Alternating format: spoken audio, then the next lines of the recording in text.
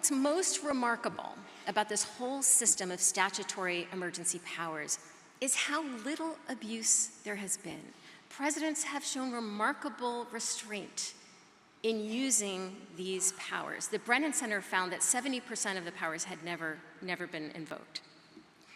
It might seem odd to describe presidential use of emergency powers as restrained, given that there have been 79 declarations of national emergency in the last 46 years, but 72 of those declarations were IEEPA declarations. They were issued in order to impose sanctions under IEEPA, and those really need to be considered separately.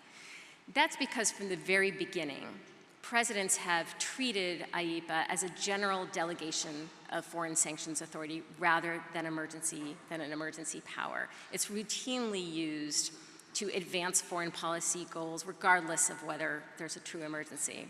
And while that's not a great thing, if only because it tends to cheapen the currency of emergency powers, Congress has been very happy to have the president take over the foreign sanctions portfolio. Outside of the IEEPA context, national emergency declarations have been few and far between. There have been 7.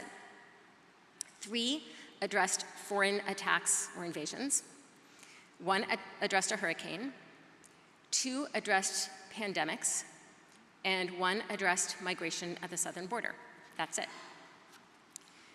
You may notice that one of these things is not like the other.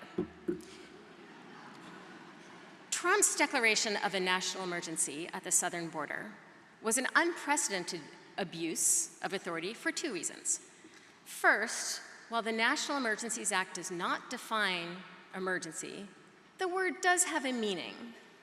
And every dictionary that you consult will include the following 2 elements. First, the event or set of circumstances has to be sudden and unexpected. And second, it has to require immediate action.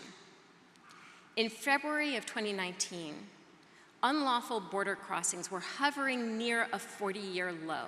There was no sudden or unexpected change. And Trump himself made it clear that immediate action wasn't required. He waited 2 years into his presidency before declaring an emergency, and then he said, and I'm quoting, "You know, I didn't have to declare an emergency. I could have taken a longer time to build the wall. I just prefer to do it faster." That's pretty much the definition of not an emergency.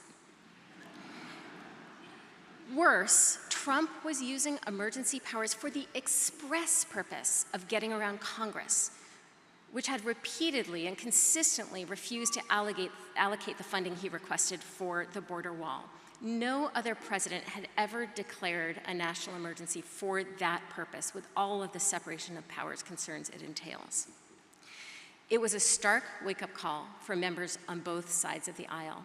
Most lawmakers hadn't paid the slightest attention to the National Emergencies Act and had no idea what kinds of powers it unlocked. Even Trump's staunchest supporters were upset because this was very much a thumb in the eye of Congress.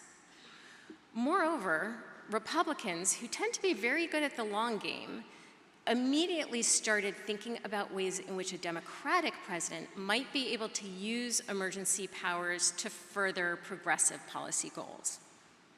Several members of Congress, Republicans and Democrats, introduced legislation to reform the National Emergencies Act.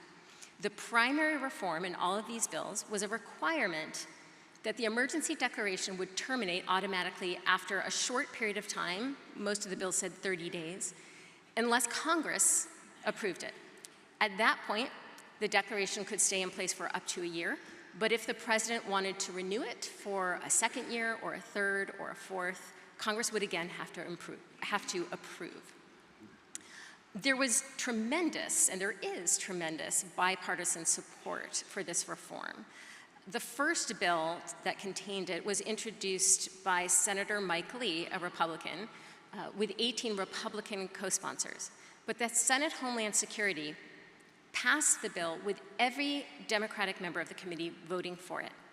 And the central reform was then picked up and incorporated into several Democratic reform packages. Then, before any of those bills could become law, something happened. Trump left office, not willingly, and Joe Biden became president. And almost immediately, there were calls by progressive lawmakers and activists for Biden to declare a national emergency for climate change. There is, in fact, a global movement afoot to have governments at the national and local levels declare emergencies around climate change, and more than 1,000 units of government have done so. These declarations, for the most part, are entirely symbolic. Their intent is to put the government on record and to create internal pressure for change. They are worded in such a way that they don't actually activate any of the emergency powers that those units of government might have. But a national emergency declaration by the American president would indeed unlock dozens of substantive powers, as we've discussed. Now, that might seem like a really good idea. And to be clear, I believe that climate change is the biggest crisis this planet has ever faced. But as I said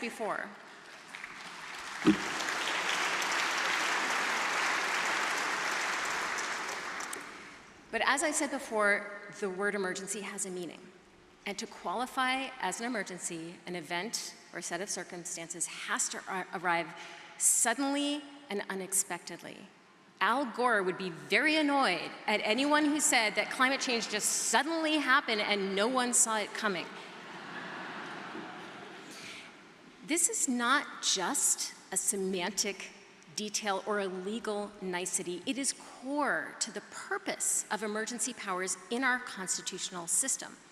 Emergency powers give the president extraordinary flexibility based on the premise that Congress could not have foreseen the crisis at hand and cannot act quickly or flexibly enough after the fact. This rationale for short-circuiting the usual legislative framework simply doesn't apply in the context of long-standing problems.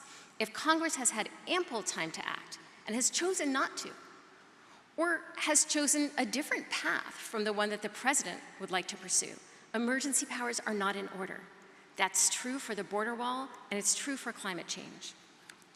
Another important feature of emergency powers is that their use is supposed to be temporary until the immediate crisis passes or until there's time for Congress to act. Again, this is part and parcel of the role that emergency powers play in our legal system. And it's another reason why they cannot be the answer to climate change. We are not going to solve climate change through temporary stopgap measures. It's going to require permanent changes in the way we produce and consume energy.